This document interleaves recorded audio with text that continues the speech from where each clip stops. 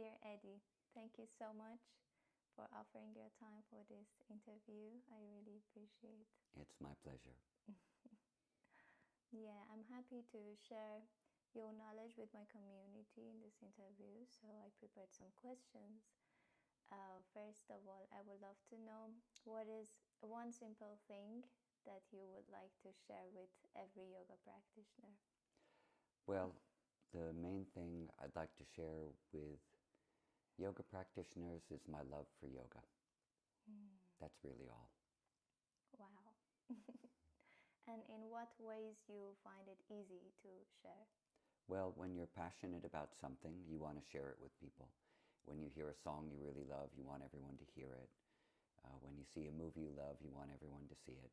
Mm-hmm. And you have some yoga that you love, you want to share it with everyone who wants to do some yoga. Yeah, it makes sense. Yeah, it's really quite simple. Yeah, always your approach is very simplistic in general. um, okay. How do you define spiritual bypassing? Well, I don't have necessarily my own definition for spiritual bypassing. My understanding of what it is that you use spirituality to avoid doing the work on the problematic parts of your nature, your personality, your past that you don't really want to look at. So instead of looking at the things and working on the things that are troubling for you, you take on a new practice, you take on a new identity, like a spiritual name or a new way of dressing. You will start to identify with the practices that you do, and then hope or assume or pretend that all the new practices you're doing are going to take care of all those problems or addictions or hidden things. But they don't. They just become another mask, and eventually those problems are going to rise forth, and you'll have to deal with them one way or the other. What about you? Pretty similar definition. In general, I believe, well, we really need to take care of our psychological well-being, as well as our physical well-being and our intellectual and spiritual well-being, and all of that together can make us a healthy person.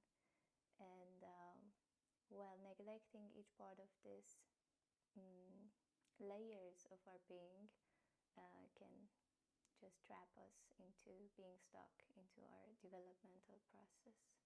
Cool. Yeah. Because I was trained mainly in Indian yoga in India, and I never heard the word spiritual bypassing until like recently, and I think it's a Western invention. I don't think it's part of the Indian philosophical traditions. They might have other ways of presenting it, but there are a lot of things, ways that people say things in these sort of new Western modalities that I've really never been exposed to because it's not my training and it's not where I focus my energy. So when you ask me about something like that, I can only make a guess because it's not part of my vocabulary. I understand that. Yes, it's a psychological term actually. That first time a monk, I think a Buddhist monk, who has studied psychology introduced this term in the psychological academic world of I see. psychology. Yeah. Who was the monk? Do you know? I forgot the name, but I can send you the article that he wrote. Cool. Yeah. Thank you. Well, how do you see the psychedelic movement in today's spirituality? Well, I know psychedelics these days are very popular and they're becoming more accepted in the mainstream. I think there are great limitations to the use of psychedelics, and there are also some benefits. The benefits are being studied by people who spend time in that world, whether in relation to trauma or addiction, fear of death, end of life, all of these things. It seems to be helpful. Especially when people are locked into fear, and they can have a supportive context for using something to help them transcend that state of mind that they might be in. And one of the nice things about psychedelics is it can lead you to temporary transcendent states.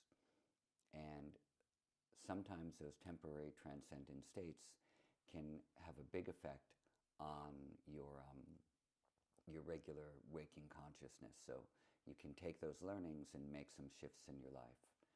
So, I mean, that happened to me when I was younger, when I was 18. So now we're going back 40 years, that I was taking mushrooms and LSD, and I was having all these shifts in the way that I was perceiving myself in the world, and that led me to yoga.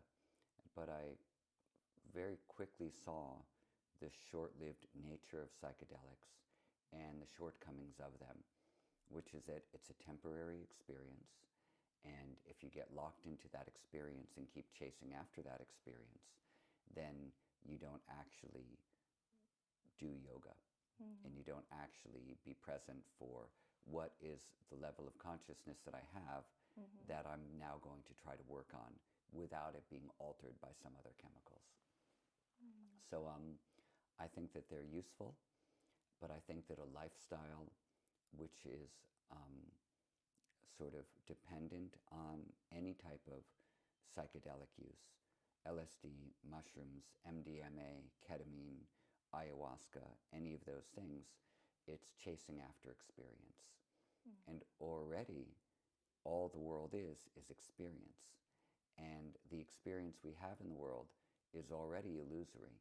We take it to be real, and that's where the problems come. So the point of yoga, spiritual journey, is to understand what's reality, what isn't reality, what's a changing reality, what's my perception, how does my perception distort how I view everything, and is there a place in me which is undistorted? And chemicals, any chemical, can't put you into that state permanently, at least none that we know of at this point or that are available to us. They can put you into an expanded state for a short period of time, but that's really the limit. And so again, for people who are going through trauma, end of life, need a little bit of a jolt to their system to maybe change a habit or learn something about themselves, it can be helpful. But I don't think it should become habitual. Okay, so the experience can be limiting. All experience is limiting. Yeah. So Patanjali says in Yoga Sutra, what is the purpose of nature? For experience and liberation. And the experience we have is that everything is suffering. All joy, all happiness is also suffering, because eventually that joy is going to come to an end, and you're not going to be happy, and you're going to want more joy. So Patanjali says, to the wise, to the discerning, all is suffering. And so use nature to understand that, and then find liberation. So that's his view. And many of the Indian philosophies take basically more or less the same type of a view. That suffering is part of the human condition, the animal condition, the conditions of nature. Pain, suffering, loss, death, decay. These are all part of the condition that we face, and we need to find a release from this, which is the understanding of who we are on a level of consciousness, and how we're not separate from the entire movement of all nature, all energy, all anything. And then it's not that you just have happiness or you have joy, you have an absence of the perception of sorrow. And so all experience is going to be false. Every single experience. Even a temporary experience of the self that you hold in your memory and try to recreate and try to chase after again.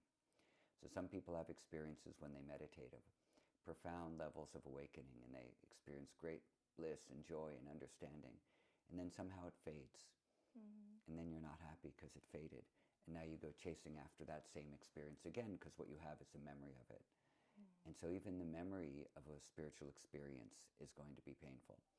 So even that you have to forget about, you have to let go of. Is this what they call Sāṅkhara?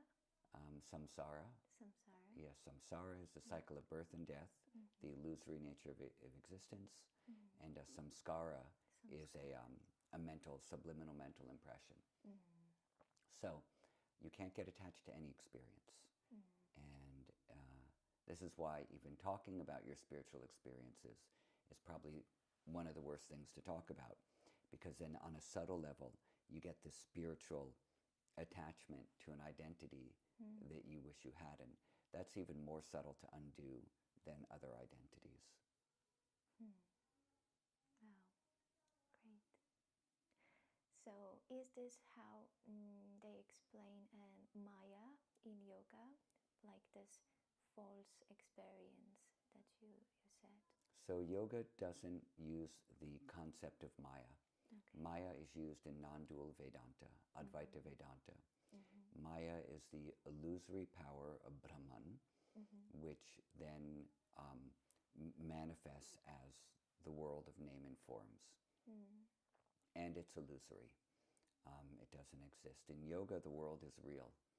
Nature is real. And also the self is real. And these are two eternal realities. Okay. So what you have in yoga is just misperception.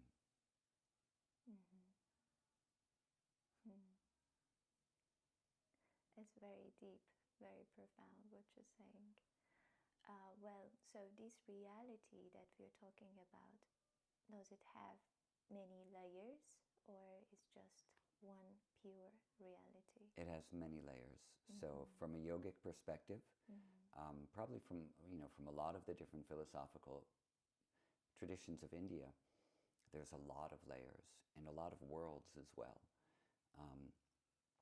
But speaking from the yoga perspective, there are like these 7 layers, the Saptabhumikas. And, you progress through them as your intellect and perceptive sense becomes more refined. And there's also layers that come from Sāṅkhya that are associated with yoga. You have this idea of pure consciousness, and then which doesn't do anything, it doesn't create, it doesn't destroy, it just is. It is the ever-present isness of being. And it's also in us as our witness consciousness, as the power of seeing. It's called the Chitti Shakti, the power of seeing. That's how I can see you and how you can see me, through the power of seeing. But what happens is that power of seeing has going through some filters. And it's going through the filters of our personality and all of our subliminal impressions and all our past karmas and all our genetics and everything. So you see me as a person and I see you as a person, and you're a particular height and you have some hair and you have a name, and I identify all of that as Autumn. And I have less hair than you and I have my particular form, and you identify me as Eddie. So you're seeing me through your filters. And then you're looking at the form that I have, assuming my form is real. And I'm looking at you through the filters I have, and I assume your form is real. But really what your form is it's changing. And mine is changing all the time. Every single millisecond of the day, it's changing. So nothing in nature is enduring or dependable or stationary or fixed. It's always, always, always, always moving, until it all resolves itself back into an equilibrium. And then there's no more creation, there's just the potential of creation. So you have pure consciousness, Purusha, the power of seeing. That's one reality. And then there's another reality along with it, right next to it. Perhaps they're touching, who knows? And that's nature. And nature is potential for infinite manifestation. Anything can come from it. But it rests in a equilibrium. And somehow at a certain point, that equilibrium, it gets a little bit disturbed. It begins to swell and move. And in that movement of the equilibrium, things are created. So in Western science, we have this concept of a Big Bang. Before the Big Bang, there was no time, of course, but everything was in an equilibrium. somehow that equilibrium was disturbed, and then something happened. Creation began. Things manifested. And there's an expanding universe which is going to cool, and then it's going to collapse in on itself, and then it goes back into the equilibrium, and then we don't even know what it's like. But we can do that on an individual journey as well, because we're all mini universes, according to this philosophy. We're all mini universes, and so we've come into a creation, in at least in the level of our fractured consciousness, we can bring it into an equilibrium, and then absorb ourselves back into Purusha, or into pure seeing.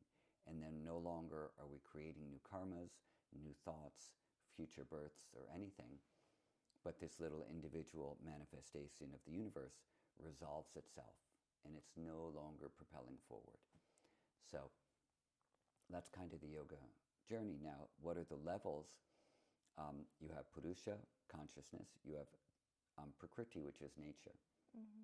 When Prakriti begins to move, then the three gunas, the qualities of creation, Sattva, Rajas, and Tamas, which are harmony, activity, and inertia, they were resting, almost say, invisible, but as a potential.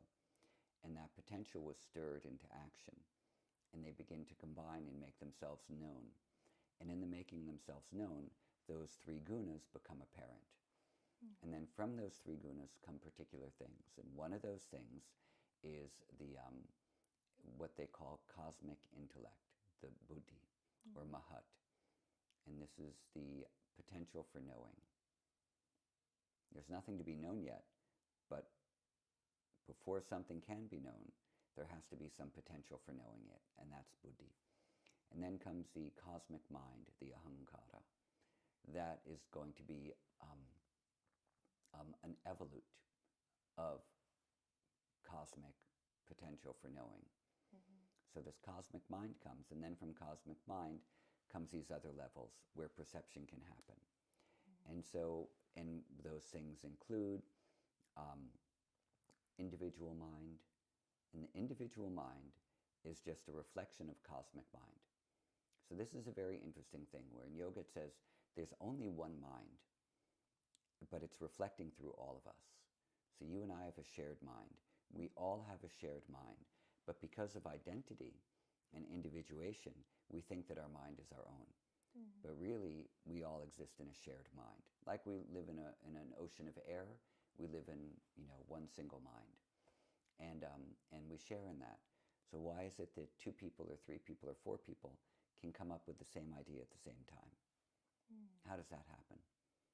Well, according to this philosophy, it happens because it's not our thought. We just happen to pick it up. We're receptive to it, and that's all. So, and I like that. I think that's encouraging.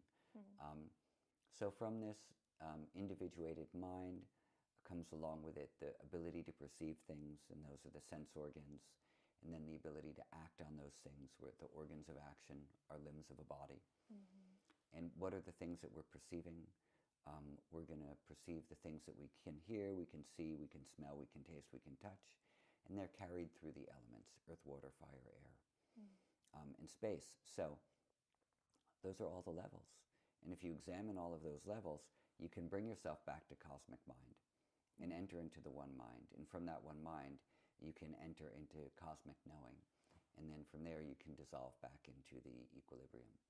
Which is yoga. Which is yoga. Okay. Wow. I could just imagine whatever you said through this process of individuation to wholeness, this microcosm and macrocosm. Well, it was very clear. Thank you for this explanation. Welcome.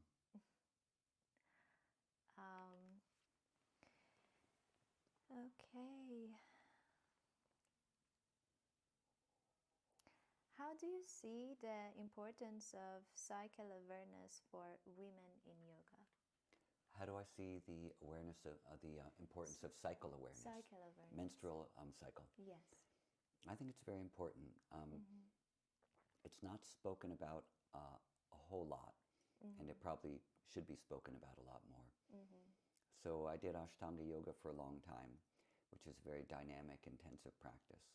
And you would see a lot of women who would stop getting their periods because there was too much intensity, even though they were supposed to be taking some days off when they had menstruation, at least the first 3 days of their flow. A lot of people were just, and this happens with professional athletes too, they stop having their period. So this isn't very healthy at all. So certain types of activity which are too intensive need to be moderated so it doesn't throw off your hormonal cycles. Can lead to a lot of downstream problems eventually. And also, it makes utter sense for all human beings who do yoga that depending on your levels of energy, whatever emotional things you might be going through, all those sorts of things, you should modify the way that you practice. You shouldn't be expected that you have to do the same thing all the time, no matter what's going on with you, emotionally, physiologically, hormonally, or anything. So there are going to be certain times during the menstrual cycle where certain breathing practices should not be done, and certain types of bandhas and things like that should not be done. Where it might be okay to do alternate nostril breathing or simple resonant frequency breathing, but where you don't want to do breath holds necessarily. And then there's also going to be the idea that women should be, within the yoga world, empowered to make decisions about their own bodies and their own cycles in the yoga that they're doing. Where some people might say, oh, during the first 3 days of your flow, you should not do anything. And then, well, why not? I mean, you're still walking, you're still getting out of bed, you're still being active. So why shouldn't you be able to stretch if you want to? But to understand what kind of physical activity is going to be helpful, either for cramps or for bloating or for mood shifts or fatigue or any of those types of things. So when I did my master's degree a couple years ago, and for the yoga therapy portion, the whole first semester that we had was all on women's health. Like PCOS and pregnancy and menstrual cycles and all these different things. And I thought that was a very cool way to begin like a yoga therapy, module or course or whatever from this university. Yeah, very interesting. What do you think? I think it's a very big gap in the field of yoga to research about women's body and to really encourage women to develop sense of self-awareness, to be able to discern what practices can serve them the best in different phases of their cycle. So I think this is something that women are responsible themselves to educate and to take care of it, and not to, get trapped into this rat race of repetition and just doing something without feeling if it really serves us or not. Yeah. Thank you for commenting on that, because there's not so much knowledge in this regard. Yeah. Okay.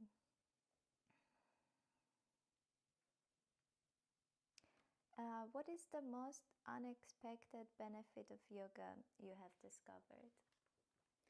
The most unexpected benefit of yoga?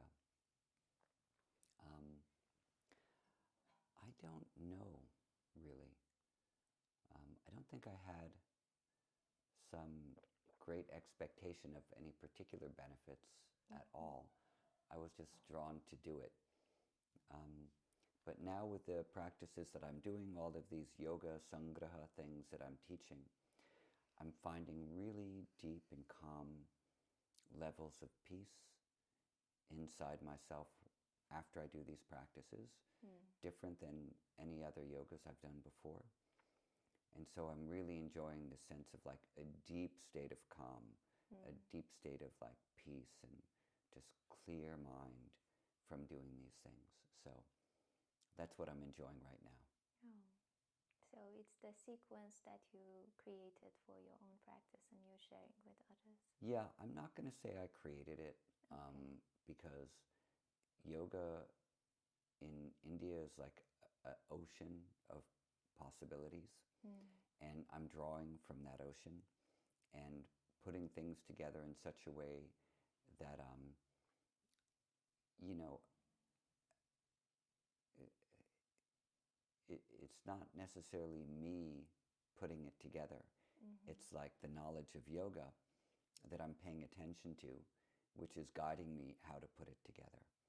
And so I just listen as I'm doing things, and then I make shifts or I discover new things. How is it? Did I create that thing? Did I discover that thing? Or was it shown to me because I was paying attention? I think it was shown to me because I was paying attention. I think the universe reveals things to us, you know, in our individuated mind of the one mind. When we listen, when we pay attention, when we're present and open and receptive. So mainly I've been trying to create states of receptivity in me because I was pushing and pushing so hard. And it was a very top-down approach, like the structured rigidness of Ashtanga yoga, which is very, very prevalent. I mean, that can't be denied.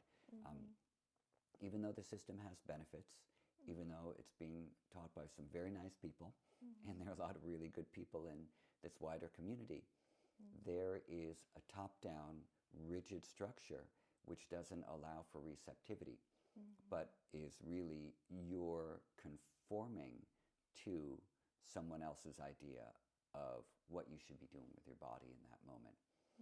And I think that that over time is constricting for a lot of people, not necessarily healthy long-term for a lot of people also. For a few people, it's going to work for a really long time, but not everybody, and I don't think the majority. And why do I not think the majority? Because I taught it for 30 years, and I was exposed to a community for 30 years, and I saw how many people came and went, and I saw the mentality that develops in a lot of us because of the way it's so rigidly structured. So I found that that did not allow me freedom. And that's why I came to do yoga. You know, we all come to yoga because we're looking for an inner sense of freedom. And if you're looking for an inner sense of freedom, you need something which allows you to find that. You can't adhere to something which is one person's idea of how you should be doing it. Because that one person's idea might be okay for them and a few other people, but it's not okay for everybody. And so I needed to free myself from that. And to do that, I needed to practice receptivity first. And so the practice of receptivity meant letting go of those things, not even letting go, stopping those things that were demanding that I forced myself to be a particular way. This is the problem anyway that people have, you know, when they look for spirituality or some type of, you know, spiritual quest. They don't want to force themselves to be the way that society thinks they should be. What happens if you're in a spiritual community and the spiritual community demands that you be a particular way, that you do a particular thing, that you wear a particular type of clothing, you know, that you talk in a particular kind of a way, where people imitate the way that the teacher speaks? This is not freedom. This is you forcing yourself into yet another box that you're going to get stuck in. Now, for me, that was a box. Not for everybody, but for me, that was a box. And I needed to climb out from it. And so it wasn't a letting go. It was an actual climbing out. And then in that, I had to do some other things, like listen to my body, listen to my breathing, go back into the yoga texts, study things, think about things, experiment, trial and error. And but most important, listening, receptivity. I'm very happy for you that you allow yourself to let go of something that you practiced for so long, and to give yourself the freedom to explore again and to be receptive to new ways of being and thinking and moving. That's a lot.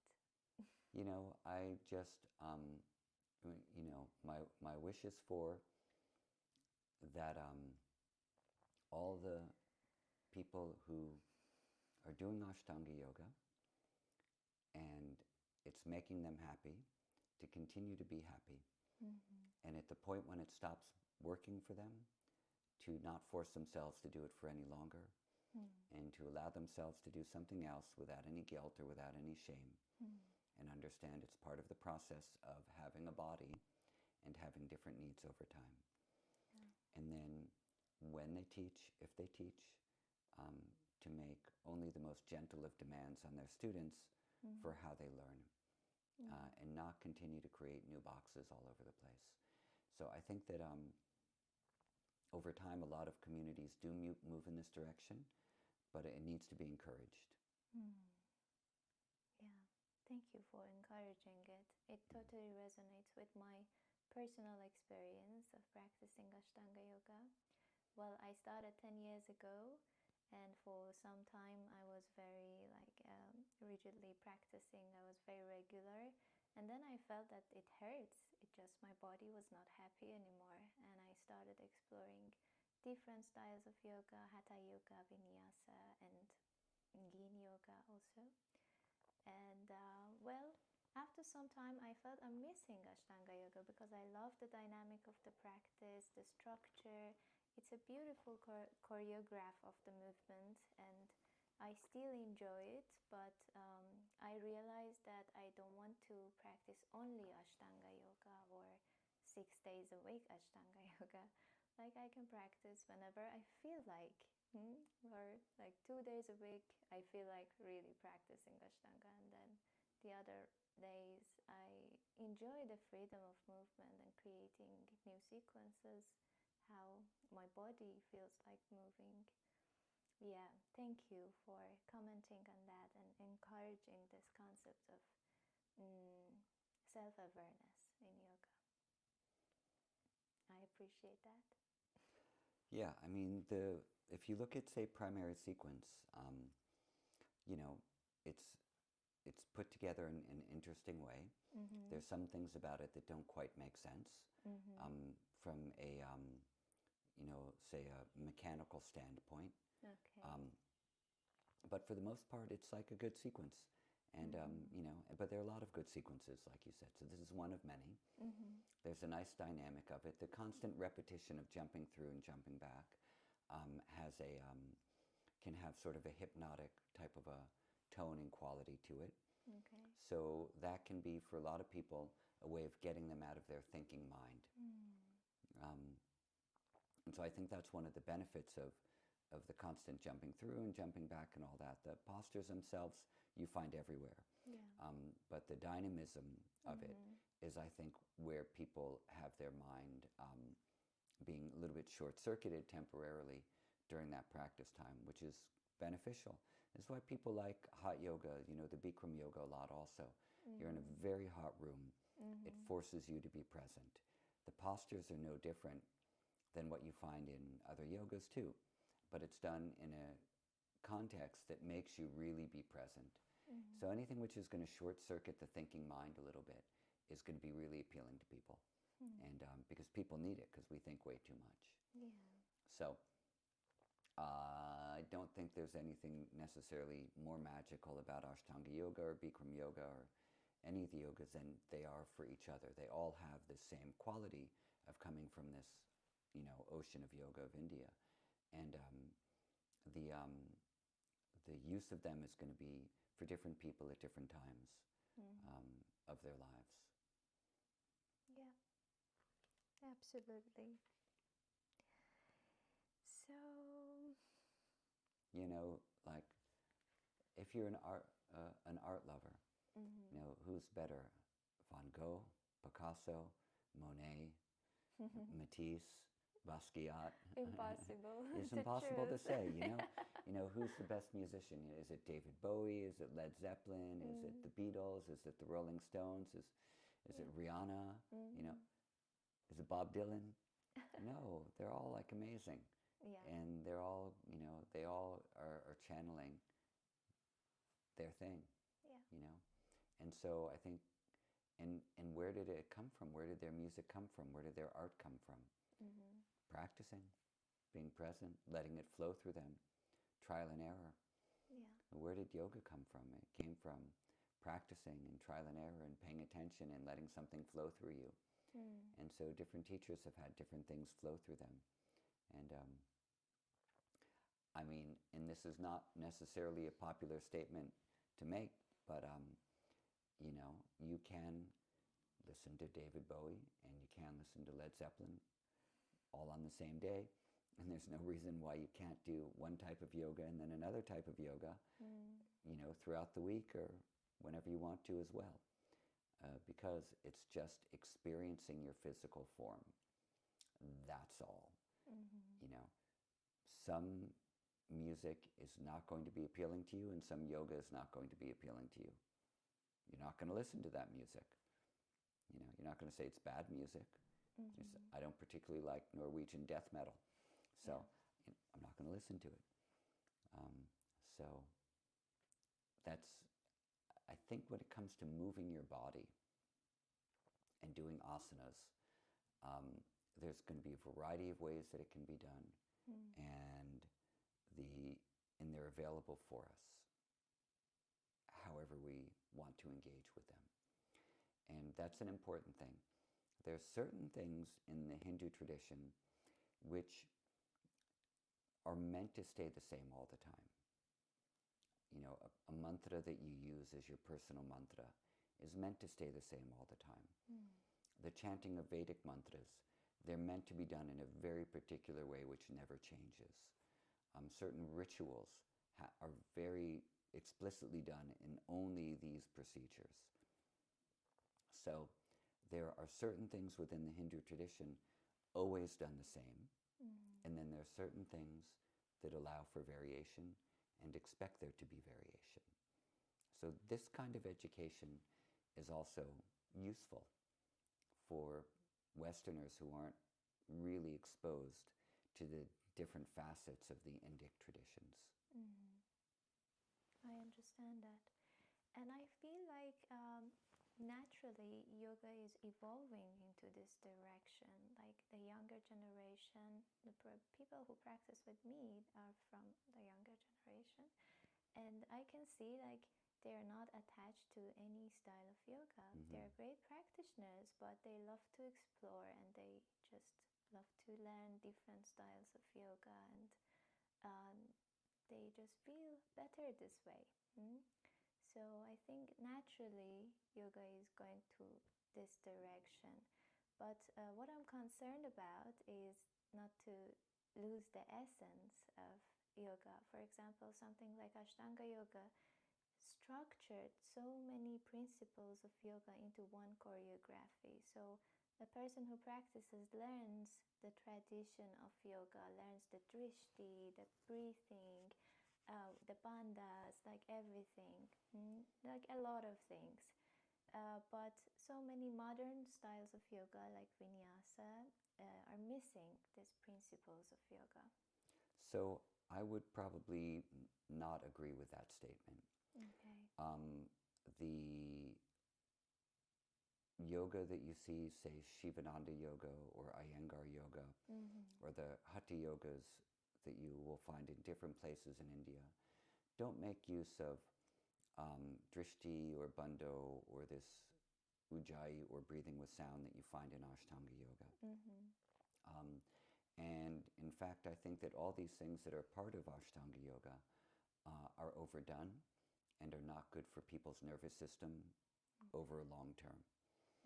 There's this overemphasis on Mula and Uddiyana Bandha, which can be disturbing for people's nervous systems and disturbing for people's minds. It is one of the things that contributes to the rigidity that you find in adhering to that particular structure. The anal sphincter is ruled over by your sympathetic nervous system. And when you tighten your anal sphincter, you're overstimulating the part of your nervous system which is already contracted and stimulated. So it's a contraction on top of a contraction. If you do that a lot, you're going to put your nervous system into hyperarousal over time, and it will lead to higher levels of inflammation in your body. So you meet a lot of people who say when they're learning intermediate asanas, for example, all of a sudden they can't sleep. You know, they're too hyped up because there's too much emphasis on like the deep back bendings and the mula bandhas and the breathing with sound, which gets really heavy. All these things are overstimulating. And when you overstimulate the nervous system chronically, you create higher levels of inflammation in your muscle tissue and in your nervous system in different ways. And that inflammation is going to lead to chronic pain. It's going to lead to disrupted sleep. It's going to lead to disrupted moods, all types of things that you see a lot in the Ashtanga yoga world. So, I mean, I know that I felt angry for years. You know, I had this tendency to get angry very quick. You know, Patabi Joyce was a very angry person. He was super angry. And he would like lose his temper at the drop of a hat. And there are a lot of people I've experienced in the Ashtanga yoga world who are like that. Why are they like that? A lot of them, and I was like that as well, had that tendency because of the practices. And when I shifted my practices, I stopped being that way. And so I think that, you know, no, this constant mula bandha is not necessarily good. And all this ujjayi breathing, which becomes very habitual and overstimulating for the throat, I don't think that's terribly good either. When you don't need to be breathing with a lot of sound if you're not making any effort. You know, you just raise your arms over your head and people are roaring like Darth Vader. You know, for what? You're not making an effort. Why do you need to breathe heavy? It doesn't make sense. As you do more effort, you can breathe a little bit heavier or make a little more sound. But if you're doing something quiet with your body, do something quiet with your breath. You don't have to do something strong with your breath. So I have I find some flaws in the methodology. So now one of the things which was good about Ashtanga yoga was that there was a structure to it, so people just knew what to do and they didn't have to think about it. That's where most systems excel, like TM meditation. 20 minutes a day, twice a day, say your mantra, this is how you do it, boom. Very easy to follow and very effective. So when there's a structure, it can help you to practice because you know what to do. So this is one of the positive things about it, and one of the positive things about a lot of the different systems that you see in India. Art of Living, the Sri Sri Ravi Shankar, they have a great structure. The Isha Foundation, the Satguru, he has some very structured sadhanas that you do. Lots of people do them. Many, many more people are doing Art of Living practices than are doing Ashtanga yoga, you know, due to the ease of structure and the accessibility of them. So, you know, I'm not terribly vocal about the things that I think are the flaws in Ashtanga yoga because I like to be positive about the changes in my life and allow people who like to do those things to do those things. But I'm starting to get to a point where I feel like, you know, if something's not good, it's okay to say this aspect of something is not good and it should be changed. Because downstream, it may not have a good effect on you. And we all know what the problems of high levels of inflammation are. You know, they can lead to certain types of cancers, they can lead to heart disease, they can lead to diabetes, they can lead to digestive disorders, they can lead to disruption of your cycle for women, they can lead to big mood shifts, they can lead to chronic pain, All these types of things are problematic for high levels of inflammation. So don't do practices which inflame you. You can do them for a short period of time. You know, like you say, once or twice a week, okay, probably not a big deal, as long as you're not getting tired.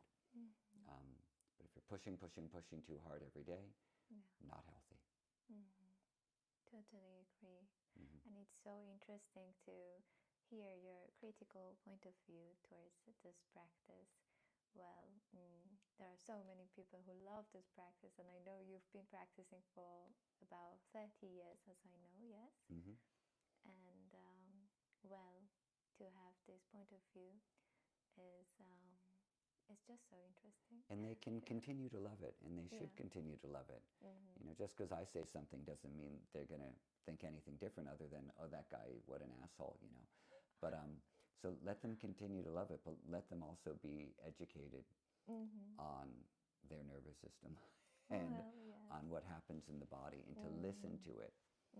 You know, for years we were told, oh, you have pain because you're not breathing correctly. You do free breathing, you won't have any pain. That really hasn't worked. So you know what, you have pain, you need to do something differently. If you change it, maybe you'll be able to do that thing later that you want to do, but maybe you'll never be able to do it. Maybe you don't have a bone structure that allows you to wrap your arm around this way or put your leg behind your head or whatever, you know, which has a limited benefit anyway. So those types of things, like, you know, maybe they're not so prevalent now, but they were very prevalent in my day. That's all. Okay. Yeah, I realized that most of the people who are very much interested in Ashtanga yoga, myself included, have compulsive nature. They are mostly ambitious people, and this practice can help them regulate their nervous system at some point, or to direct their energy, to teach them how to find their temper. What do you think about this? No, if that's your experience, then that's a wonderful experience. Okay. Wonderful. I don't want to take your time so much, so I'm going to. No, I came here to give you time. That's why I came straight from the airport. I don't have to check in till 3 p.m. I'm good. Great. So, what is most misunderstood about yoga? That yoga is about stretching. The most misunderstood thing about yoga is probably that yoga is about stretching.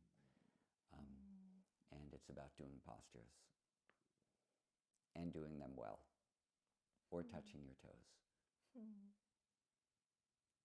Do you think it's a good excuse for people to start? To stretch your body? Yeah. Yeah, it's a very good thing to do. This is why yoga postures are a great entryway for people.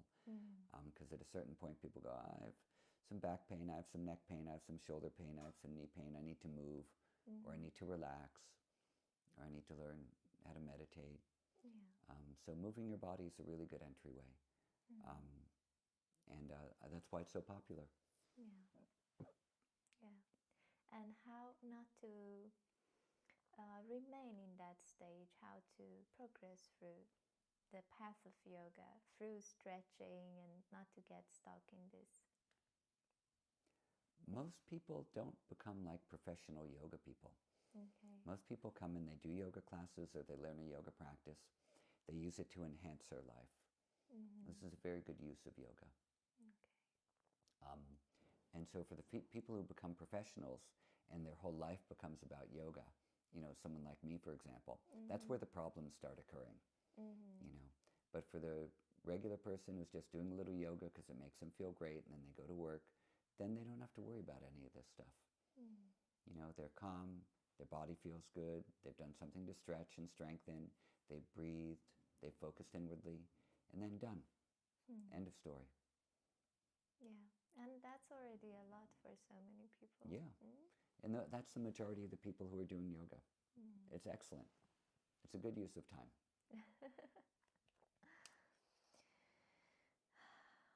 How do you define spirituality?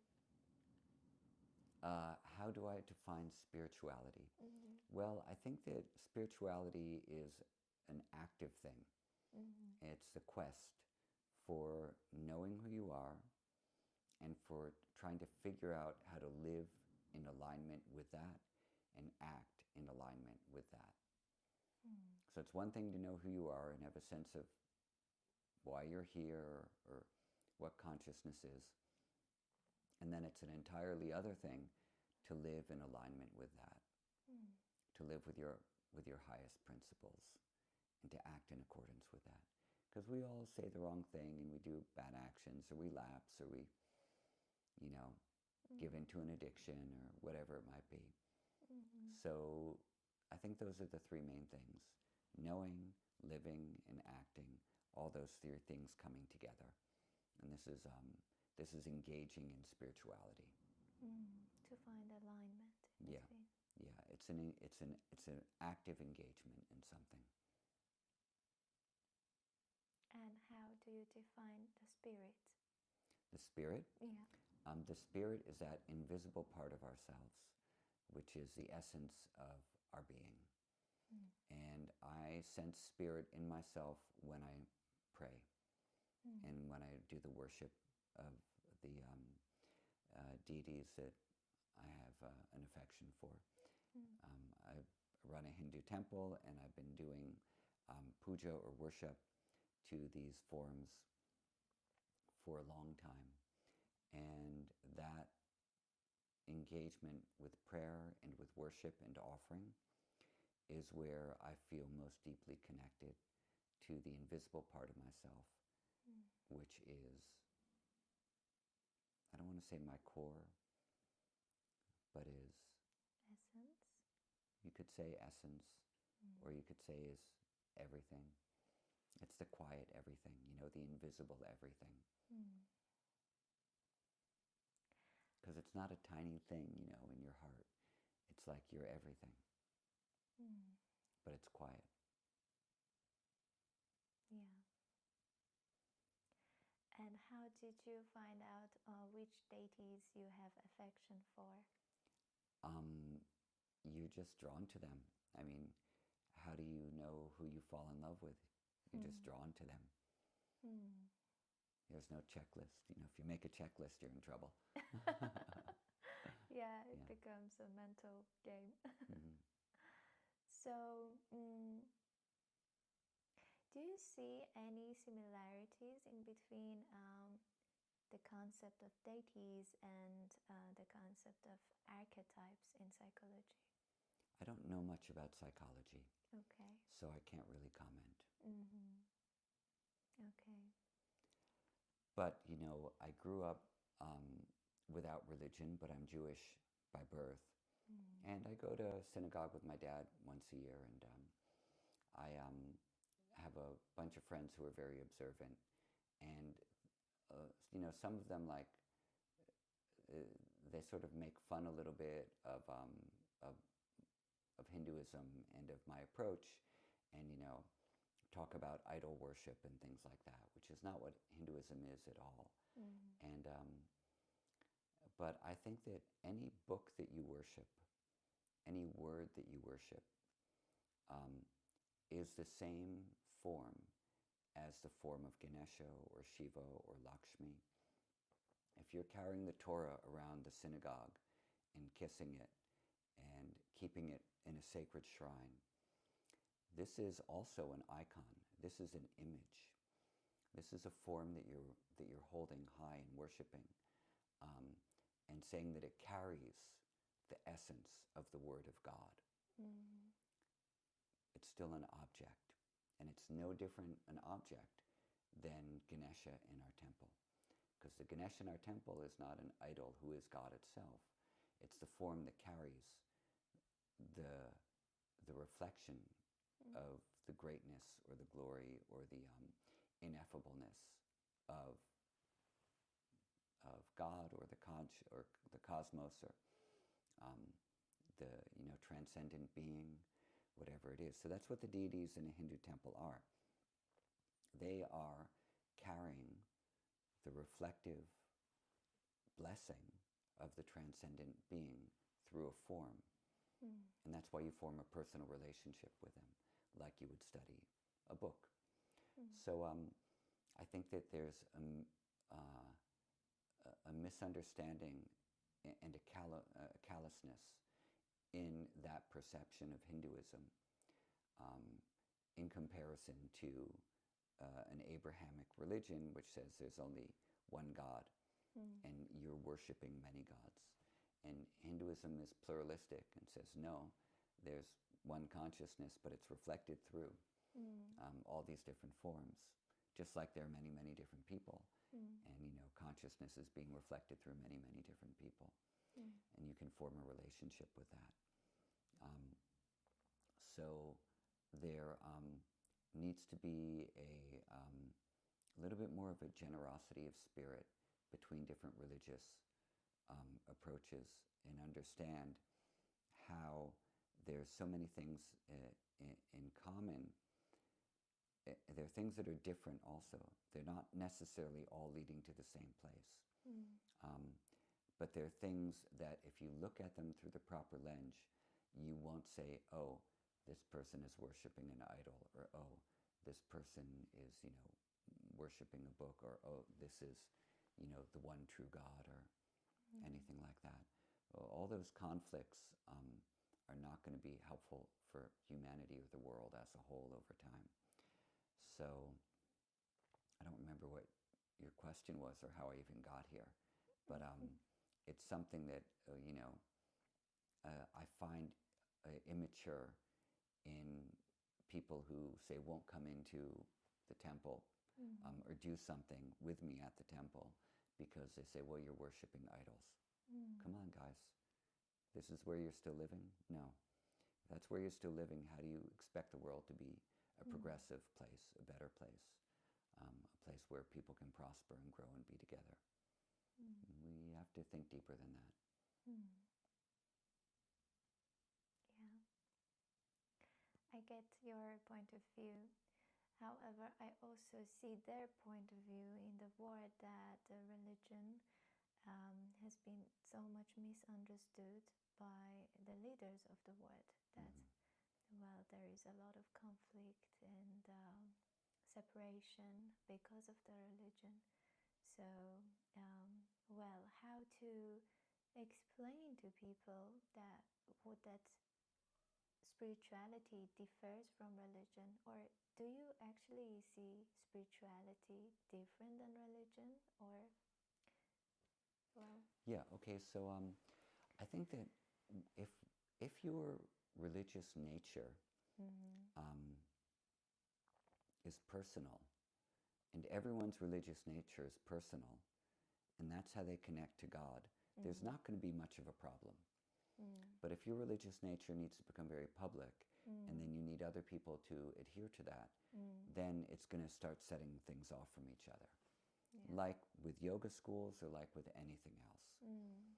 So why can't we just have personal connection to God and then not worry about what other people are doing, as long as we're not impinging on other people's rights or livelihoods or whatever.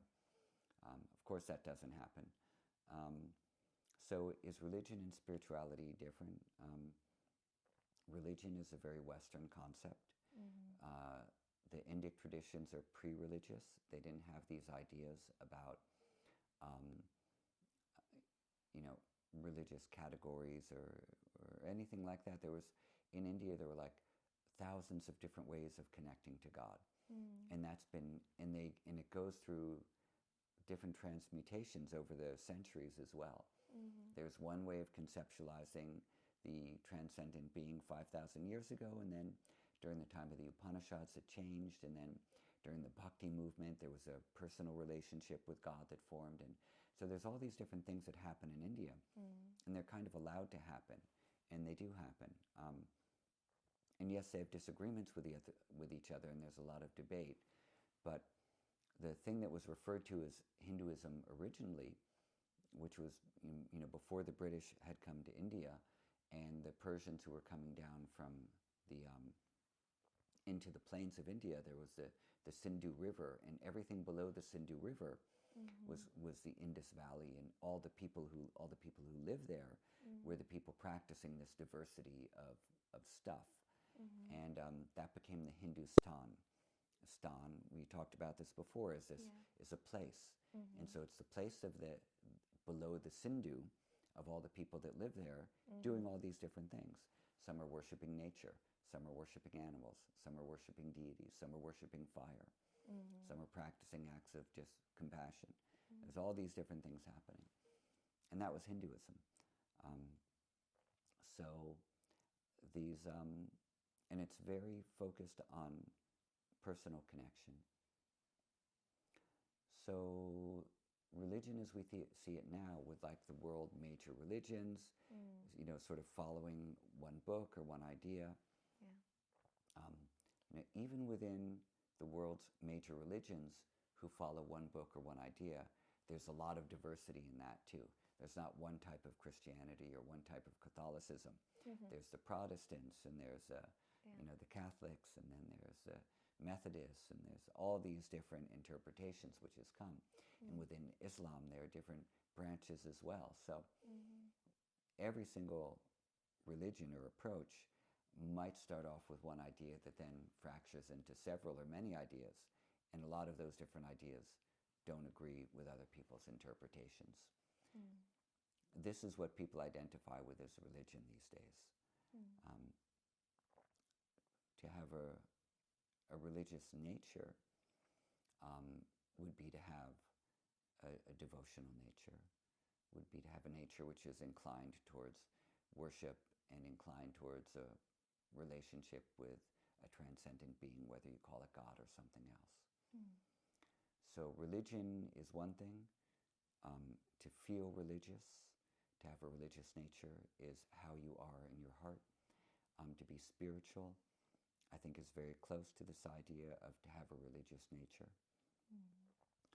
And people perhaps will see some distinction between those two. Maybe spirituality for them doesn't hold a conception of God, but it holds some other invisible conception of something to connect with. So for me, I am a very religious person. I do things in a way that you could identify as being a religious person. I have regularity of worship. That's an important part of my life. I do things in a structured way. There's some organization to my spiritual life, which is, for lack of a better word, religious in nature, because it's a very important part of what I do. It's sort of like the key aspect of my life. And so so that's all. The word, there's a lot of different ways of debating it, and I think it's up to people to decide for themselves whether or not, what they are. But yoga is not a religion. That's the main thing. Yoga is not a religion. There's no one overarching deity of yoga. There's no one particular dogma of yoga that you have to subscribe to. There's no God in yoga that is going to liberate or free you or anything like that. Yoga is personal effort towards liberation. So it's a path rather than a religion. You could say it's a path, or you could say it's a remedy. Okay. And yoga uses the word upaya, which is a remedy. So it's a remedy for the mind, which causes you to feel separate and to not know who you fully are. And so you apply the different practices, the mind is remedied from the not knowing. And when you're remedied from the not knowing, then you know. And then you have to apply a little bit of effort and diligence to that. And then everything which is to be revealed is revealed in your heart. So this is not a religion.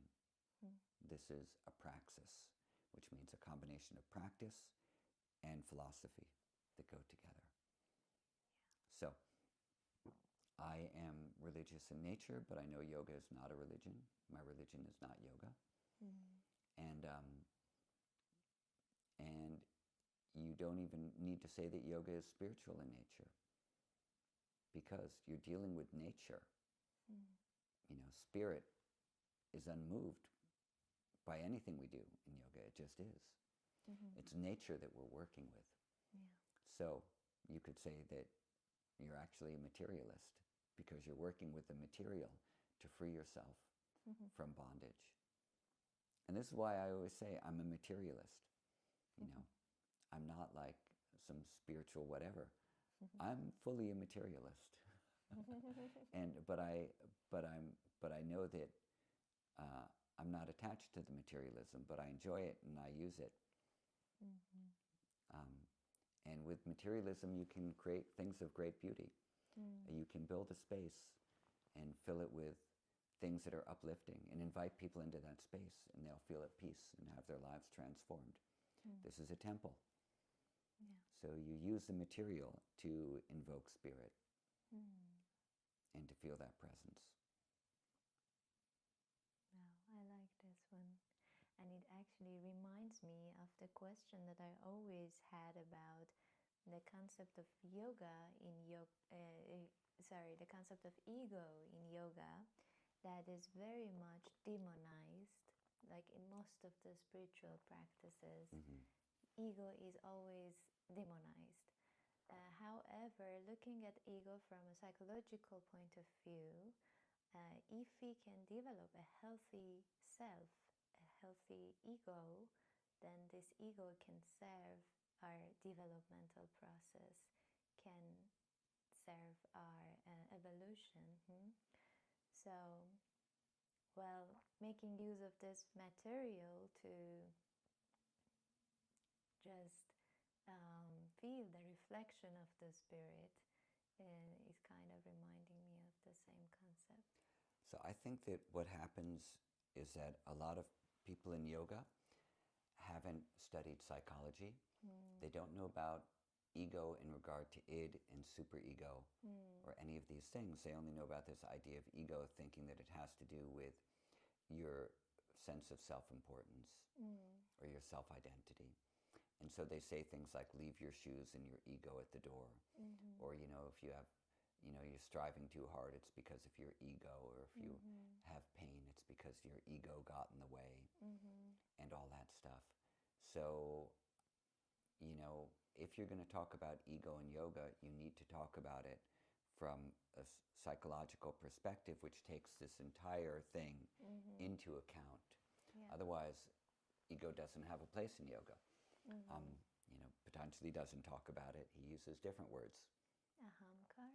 He has, no, asmita. Asmita. I-ness. Okay. You know, the I-ness is based on our likes and our dislikes. And as your likes and your dislikes change, then your sense of I will change also. And it can become healthier. It should become healthier. And we have some opportunities to think about how we can become healthier from an identity level. We can practice non-harm and see what happens when we cause pain to other people through our words or our deeds, or what harm we cause to ourselves through our thoughts. We can practice honesty, try to use words in the best way possible. That if we say something which is true, to not say it in a hurtful way or an aggressive way, but just as a way of communicating how we feel about something. So when we are talking about Ashtanga yoga, I might have some feelings about it that might say there's some things that might not be good, might not be healthy. But I want to say them in a way which is not aggressive. It doesn't sound like, you know, I'm harboring bitterness or anything like that. But just, hey, come on, we can be honest about this and talk about these things in a nice way. I don't have to be right, but we have to be able to have a conversation. So this is honesty. So we have all these different things called yamas, and then these different things about our personal observances, which are called niyamas, which will allow us to have this integrated sense of self, which is the healthy ego in psychology. So I think that there are some very good psychological frameworks that can be used in yoga, it's used a lot in Buddhism. It's not used quite as much in yoga. But I think that over time it will become more and more prevalent. And there are people doing it already, for sure. And there's some very interesting people doing it. It just hasn't become as popular. Why? Because Buddhism has this appeal through, I don't know, through PR or marketing or whatever, of sort of being very like clean and useful and meditation and good for the mind and interdependence and et cetera, et cetera. And Hinduism and yoga are a little bit messier. Of all these things you do, like standing on your head or touching your toes or mantras or all these people saying namaste or wearing mala beads. And, there's so many things about it that just get like a little bit, chaotic. they're too, for the Western mind, they can fetishize yoga. It's harder. I mean, now you can really fetishize Buddhism the same way, but there's something about it which has been more adapted into psychological models and research models and stuff like that. And, and yoga has been fetishized more, especially because of all the guru traditions and the problems with the gurus who've come to the West and bad behavior and stuff like that. A lot of that has gotten in the way, as well as the attributes of how people have viewed it, the ashram clothing and all this kind of stuff, has made the meeting of those worlds a little bit more difficult, from my perspective. But in India, you have amazing institutes in Delhi and in Bangalore that are mental health institutes that are doing really cool research on yoga and amazing experiments on mantra and sound and how different sounds are addressing different people even on the spectrum. So it's very, very cool stuff going on. So in India, like, big strides are being made. In America, people are too obsessed with doing asanas and, doing yoga teacher trainings. And even the yoga therapy stuff hasn't really taken off all that much. It's starting to get more popular, but, it's still very niche within it. And within the things you have to learn for yoga therapy, it's very, very complicated. Types of mechanisms and terminology and all that stuff. Buddhism's a lot easier. Thich Nhat Hanh, for example, so easy access. Everyone could get him. No problem. You'd say beautiful things, and it was just easy. You got it, and you could be down with that. Bhaktivedanta Prabhupada and the Hare Krishna movement. It's a little bit more difficult to understand what he's talking about. So while his appeal is massively huge, it hasn't been accepted, say, into the medical worlds or the psychological worlds with the same level of, universal appeal. But still very important and still very beneficial. But since you brought up psychology, I'm just making those remarks. You go into a bookstore these days, the Buddhist bookshelf, the Buddhist area of a bookstore, there'll be tons of stuff to read. The Hinduism part, not too much. And then yoga is going to be over in health and wellness. That's where you find the asana books and maybe new age stuff or health and wellness or whatever. But for Hinduism, just a few books there. And the Buddhists really have a lot they're producing in interesting ways. So one of the reasons I'd written the One Simple Thing book in the way that I did was I really wanted to start crossing those worlds a little bit. And I wanted to see if I could write a book that could be on a bookshelf in the same way, one of Mark Epstein's books, could be on a bookshelf and have a lot of sensibility combining Buddhism and psychology like he does. There are a lot of authors like that. Yeah, and it indeed is, in my opinion, is a very comprehensive book, finding the cross in between psychology, neuroscience, yoga, and Hindu traditions. It's so interesting. Thank you for writing that. Well, no, I mean, you're welcome. You don't have to thank me. It's something I wanted to do. So now the work that I'm doing now is trying to continue in that direction, that sort of, sensibility.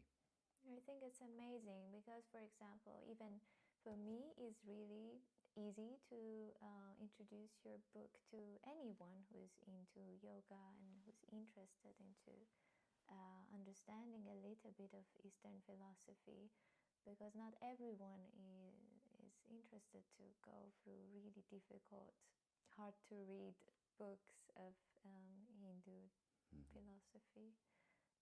But your book is very comprehensive and simplistic. Thanks.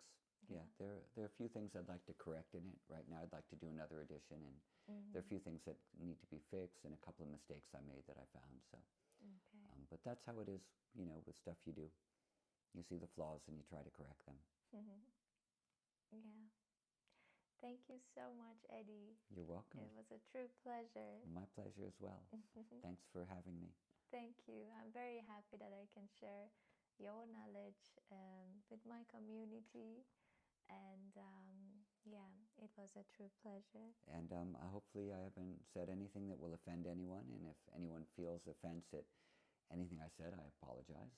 And, I mean everything in the spirit of dialogue and examination, and knowing that everyone has their own unique experience and feelings about things, and they're entitled to those. And so nothing I say about any forms of yoga is to diminish or take away anyone's positive experience of something that they enjoy and love. Yeah, thank you for the clarification. You're welcome.